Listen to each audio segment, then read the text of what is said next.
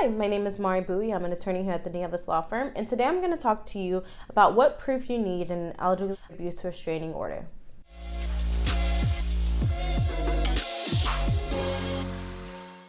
So an elder abuse restraining order is one of those niche restraining orders. It's not frequently used. You have to be over the age of 65. So one, you have to prove that you're a qualifying adult for it, or you are a dependent adult. The second thing that you need to prove is that the party has taken advantage of you in some way. So there's two different ways that you can receive an elder abuse restraining order. The first way is by a caregiver basically abusing you, neglecting you, causing you harm, things of that nature. Now, most of the times the court look at a special relationship between the elder or petitioning party and the other person that's responding. So did you have a special relationship? Are you a caregiver? Are you a daughter taking care of your mom, taking care of your grandma, something of that nature, right? And did you abuse and neglect them? Did you fail to feed them? Did you take advantage of them? Did you leave them when unattended, right?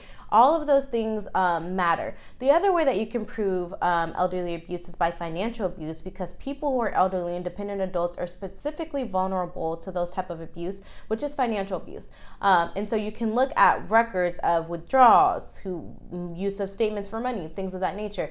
Again, the biggest thing to recognize when it comes to restraining orders is that your testimony is proof.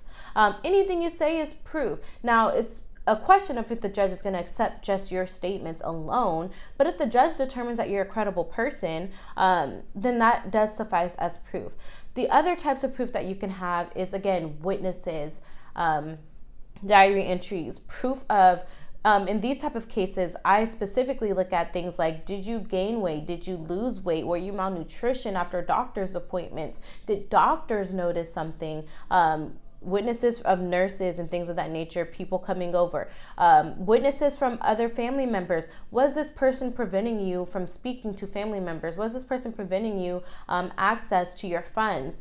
And again, bank account statements and stuff like that. Who has control over your records? Who has control over your financial documents? All of those things are incredibly important, and they all count as evidence. Now, again, I want to remind people there's not an end-all be-all when it comes to proof. There's not one kind of proof that a judge is looking for.